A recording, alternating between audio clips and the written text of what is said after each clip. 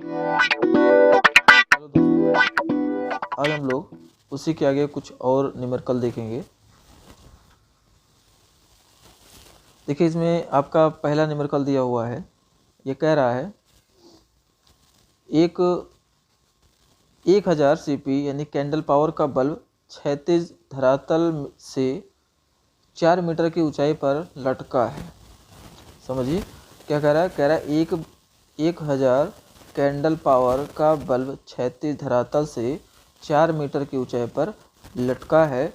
तो क्या क्या ज्ञात करना है आपको। देखिए बता रहा है, कह रहा है कि तो बल्ब के ठीक नीचे तथा बल्ब के लंबवत अक्ष से 3 मीटर की दूरी पर प्रदीपन ज्ञात करें।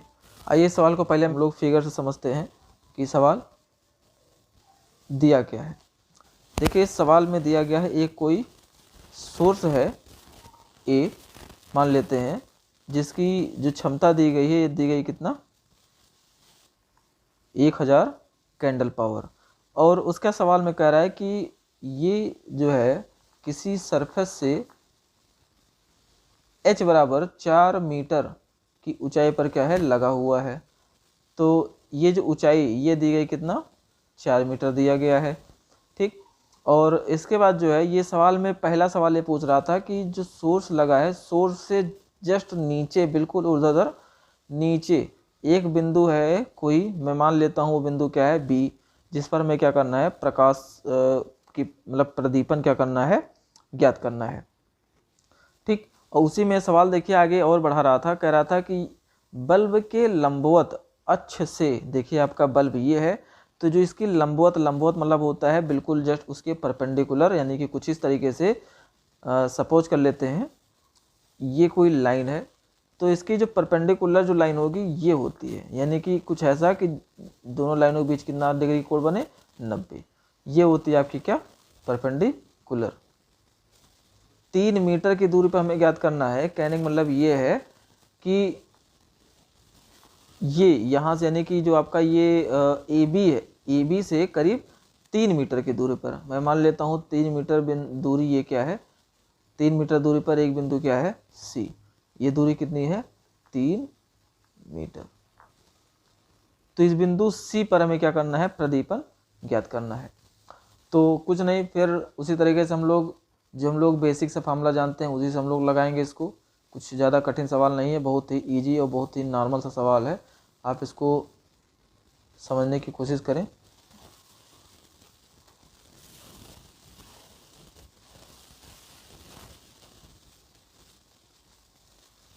ठीक।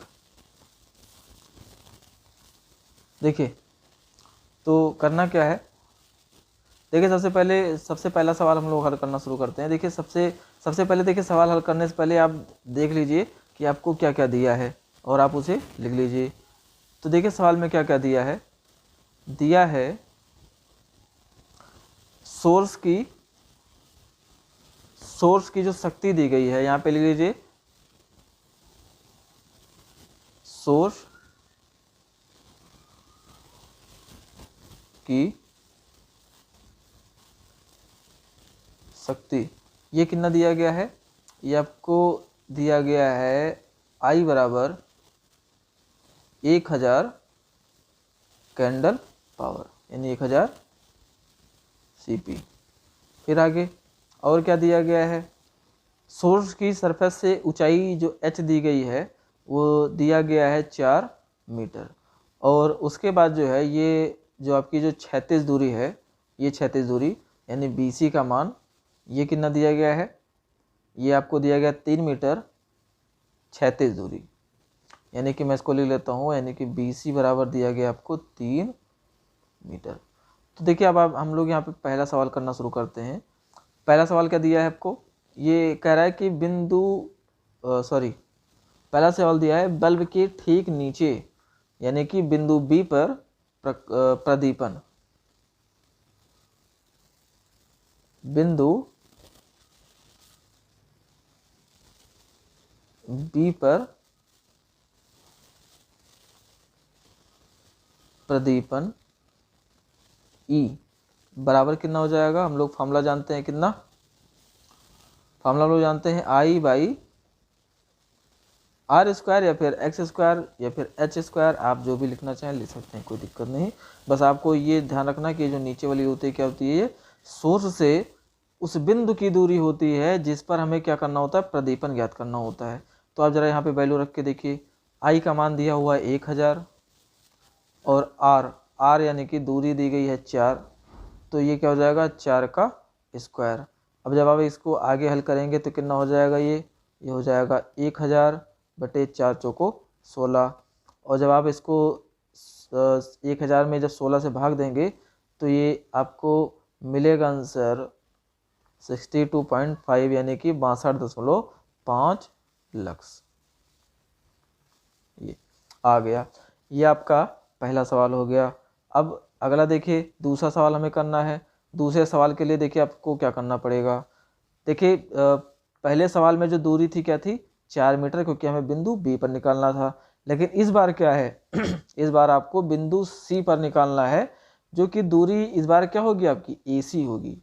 यानी दूरी यहाँ पे क्या हो जाएगा, AC।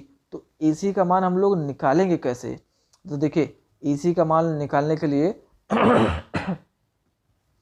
हमें क्या करना पड़ेगा, यहाँ से हम लोग पाइथागोरस प्रमेय को यूज करेंगे, क्योंकि ये आपका जो है क्या है, आपका एक समकोण त्रिभुज है। ठीक, तो अगर पाइथागोरस प्रमेय आप लगाओगे तो ये जो वैल्यू निकल के आएगी 5।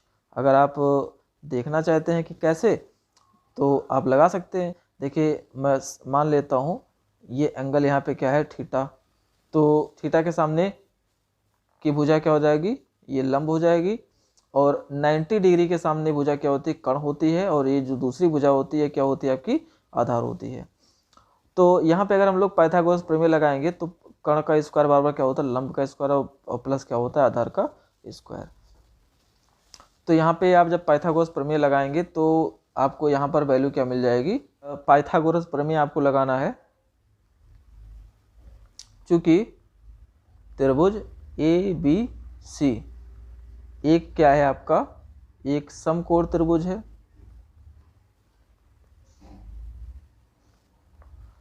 इसलिए आप यहाँ पे क्या लगा दे, पाइथागोरस प्रमेय।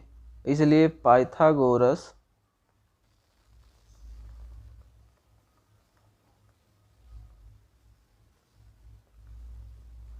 प्रमेय से क्या होता है, हम लोग जानते हैं कर्ण का स्क्वायर बराबर होता है लंब का स्क्वायर, और प्लस क्या होता है, आधार का स्क्वायर। तो देखिए कर्ण आपका जो है वो है आपका AC, तो AC का स्क्वायर बराबर क्या हो जाएगा, ये हो जाएगा A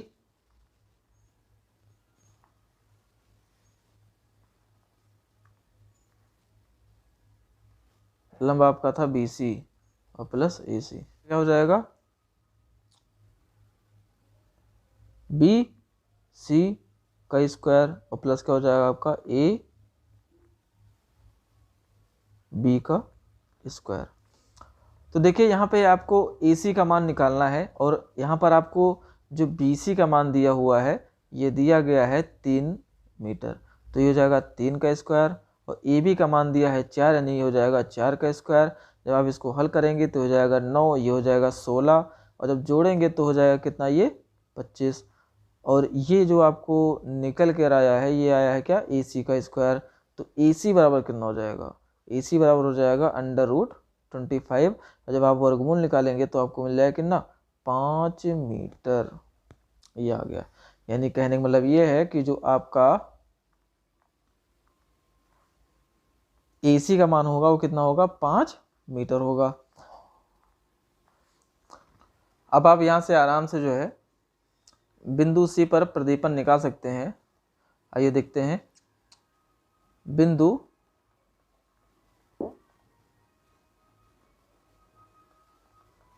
C पर प्रदीपन। देखिए हम लोग फॉर्मूला पढ़े हुए हैं कि प्रदीपन एट एनी पॉइंट, यानी कि किसी बिंदु पर प्रदीपन का जो फॉर्मूला होता है ये हम लोग जानते हैं, ये होता है I/(x³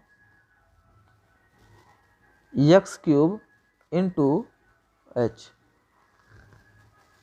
एक्स क्या होता है, ये आपकी जो सोर्स से उस बिंदु की दूरी होती है, और एच क्या होता है, ये होती है ऊर्ध्वाधर ऊंचाई, कहाँ से, सोर्स से सरफेस की। तो देखिए अब यहाँ पे हम लोग वैल्यू को रखते हैं और ताकि आपका आंसर जल्दी लिया जाए।